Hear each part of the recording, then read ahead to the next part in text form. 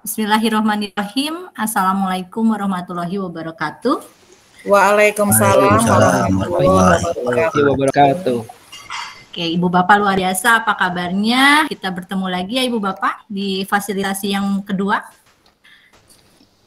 Ibu Bapak, kita masuk diferensiasi pembelajaran hari ini ya. Terkait fasilitasinya, saya mau ngobrol dulu sama Ibu Bapak nih. Ibu Bapak kan sudah melaksanakan ya diferensiasi pembelajaran di sekolah nih. Boleh nggak share Ibu Bapak sejauh mana sih progresnya Ibu Bapak terkait diferensiasi pembelajaran ini? Saya sambil share screen ini ya, Jamboardnya. Oke, baik, sudah. Silakan Bu Eti sama Pak Ade ya. Boleh sharing sedikit progresnya sampai mana, Bu? Ya, baik. Terima kasih atas waktunya Ibu Riana dan teman-teman semua. Progres yang sudah saya lakukan di sekolah saya, alhamdulillah, dari yang tadinya stand di tempat, sekarang sudah lebih baik lagi karena ada kemarin itu saya tanamkan di TK saya ada cara mengaji dengan metode tilawati. Yang dulu dengan Iqra, dengan bergantinya metode tilawati, mengaji secara tilawati itu perkembangannya progresnya sangat baik sekali dan hasilnya bisa dirasakan oleh kita selaku guru dan anak-anak juga orang tua. Oke, alhamdulillah ya Bu ya. Berarti ada perubahan metode ya Bu ya di progresnya. Ya betul, betul sekali Bu Riana. Oke, terima kasih Bu Eti. Saya berpindah ke Pak Ade. Pak Ade, gimana progresnya Pak Ade? Terima kasih atas kesempatannya. Alhamdulillah mungkin sama persis dengan Ibu ya, di mana saya juga menerapkan bahwasanya sebelum dimulainya pembelajaran kita membaca Al-Quran terlebih dahulu atau surat-surat pendek atau bacaan doa-doa pendek dan lain sebagainya. Dan untuk progresnya itu sendiri, alhamdulillah sekarang mayoritas meningkat gitu ya. Dari biasanya kelas 4 itu hanya sampai Iqra, sekarang udah ada yang mencapai 1 juz amat, juz 30 seperti itu.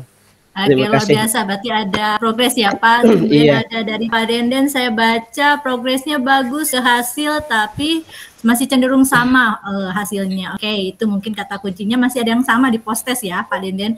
Kemudian di Pak Ari, cukup repot, perlu latihan. Nah ini saya mau nanya, artinya selain ada progres ada tantangan. Boleh sedikit Pak Ari share kenapa Pak Ari, tantangannya apa nih yang bikin repot Pak Ari? Mungkin saya kan mengajar di kelas yang banyak Bu ya. Kalau di SMA itu saya biasa 36, misalkan kali 10 kelas jadi 360. Oh, luar biasa. Itu. Jadi tantangannya lebih kepada banyak siswa yang harus saya diferensiasikan kan ya. Kalau misalkan diferensiasi dari sisi gaya belajar terus terang belum saya lakukan. Tapi kalau dari sisi materi yang untuk yang dengan kecepatan siswa yang rendah dan sedang dan tinggi sudah saya lakukan. Itu saja mungkin. Terima kasih. Repot itu sebenarnya lebih kepada gaya belajarnya belum. Saja. Berarti betul gaya belajar, tantangannya di gaya belajar dengan jumlah siswa yang paralelnya banyak banget ya Pak ya. Oke, masuk ke Pak Denden. Pak Denden, tantangannya apa nih? Progresnya udah bagus tapi ada tantangannya ternyata di ujung. Apa nih? Boleh cerita sedikit Pak Denden? Menjadi ketika jumlah siswa yang banyak itu kalau saya sih sebenarnya jumlah terlalu banyak, hanya memang yang menjadi kerepotannya sebenarnya kultur anak-anak itu tidak terlalu berbeda, jadi tidak ada yang maksudnya modern sekali, hanya memang sekali lagi seperti yang saya tuliskan di Jamboard, kenapa hasilnya homogen gitu, kalau di prosesnya ada yang salah. Nah itu yang menjadi, jujur itu yang menjadi hambatan saya, apakah memang saya ada yang salah di prosesnya itu gitu. Oke, baik. Terima kasih Pak Denden. Kata kuncinya, apakah prosesnya yang salah? Oke, dari Ibu Bapak 4 ini ternyata saya bisa ngambil, oh ya ternyata Ibu Bapak agak tidak ada merasa ada tantangannya di diferensiasi prosesnya mungkin ya. Secara konten kayak Pak Ade, Pak Bu Eti itu katanya udah bagus nih, udah ganti metode, kemudian prosesnya mungkin juga udah bagus, tapi proses di Pak Denden sama Pak Ari ternyata ada problem. Oke, tapi ada satu lagi mungkin penyesuaian produk nanti yang kita lihat yang belum Ibu Bapak nanti soroti. Kalau begitu kita dengar dulu yang berhasil deh. Bu Eti boleh share Bu Eti yang berhasil Bu Eti supaya ada apa ya? Ada stimulus baru nih buat yang merasa masih ada tantangannya. Silakan Bu Eti. Boleh praktik baiknya Bu Eti, kenapa bisa berhasil? Bagaimana kok bisa sampai ada ibu merasa ini berhasil nih ke anaknya, orang tua puas, peserta didik juga puas gitu ya, guru juga puas. Boleh Bu Eti share sedikit Bu Eti? Iya, sebentar.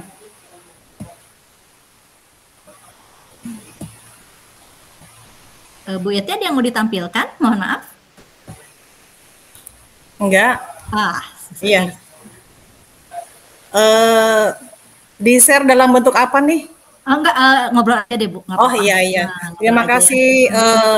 Pertama-tama awalnya kita itu ada sosialisasi evaluasi dari tahun kemarin itu kenapa kok pembelajaran dengan metode Iqra itu kita belum memuaskan. Akhirnya kami bersama-sama dengan komite, dengan guru dan semua warga sekolah yang terlibat mengadakan musyawarah dan sosialisasi, terus mendatangkan pelatih atau pelatih diklat dari Yayasan Tilawati, kemudian kita mulai dengan diklat guru dulu, kemudian setelah diklat dikasih pembekalan sampai dengan selesai, akhirnya dengan kerjasama dengan orang tua, kegiatan tersebut atau program tersebut bisa dilaksanakan dengan baik sampai dengan sekarang.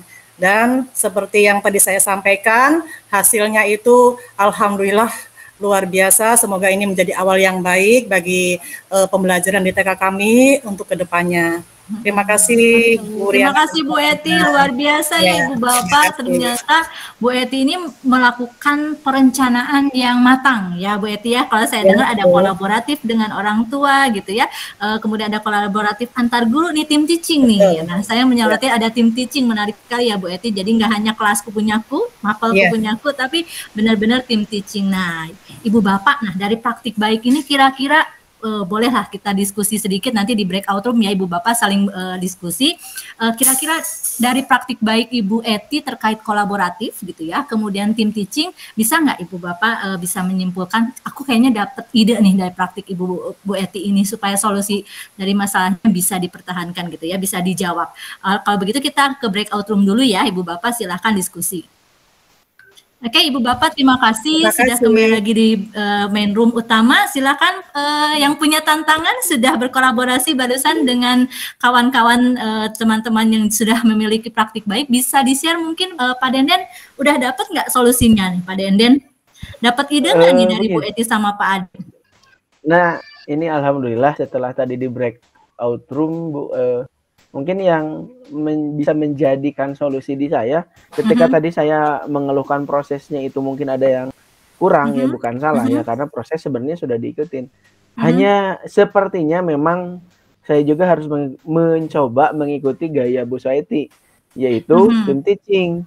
Dan saya bisa merasakan, jadi ketika saya sendiri memang saya tidak bisa fokus mengawasi semuanya, ternyata seperti itu. Betul. Jadi itu kata kuncinya yang saya bisa ambil adalah sepertinya saya harus mencoba pada saat proses itu agar lebih alur prosesnya bisa berjalan dengan baik.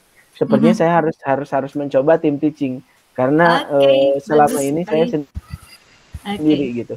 Oke, luar biasa Pak Denden. Oke, ternyata betul ya Pak Denden, hasil kolaborasi kita di sini juga ternyata menambah satu jawaban buat pertanyaan dan masalah kita. Baik Ibu Bapak, terima kasih hari ini. Ternyata hasil diskusi kita nih Pak Ari, Pak Denden yang punya tantangannya apa, ternyata dengan sistem fasilitasi kita yang kolaborasi ini bisa menemukan gitu ya versi Pak Denden. Oke deh, ternyata saya bisa melakukan tim teaching deh sekarang. Kemudian versi Pak Ari, saya juga mau nyoba tim teaching nih supaya 36 kelasnya itu tidak jadi masalah gitu ya.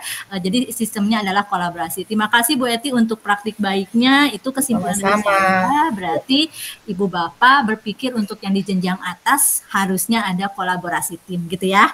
Kemudian yang di bawah juga Pak Ade juga mempertahankan tetap guru agama itu harus ada tim teaching gitu. Bu Eti juga di TK-nya juga ada tim teaching. Satu kunci lagi kolaborasi yang dipertahankan di diferensiasi pembelajaran ini. Jadi kita nggak versi kita sendiri, tapi juga kita mendengar versi orang lain. Baik Ibu Bapak, terima kasih untuk fasilitasinya. Di akhir fasilitasi ini boleh nggak saya dengar umpan balik? Gimana sih hasil fasilitasi ini? Apakah sudah memuaskan untuk Ibu Bapak, Pak Ari atau Pak Ade? Silakan. Alhamdulillah, ini Bu ada pencerahan ya.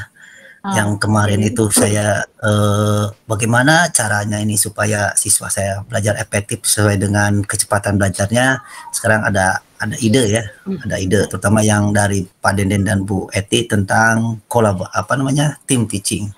Itu. Dan saya akan ke sekolah akan saya lakukan ini. Terima kasih atas pemantik idenya ya. Oke, terima kasih Bu Bapak, luar biasa fasilitasi yang luar biasa hari ini.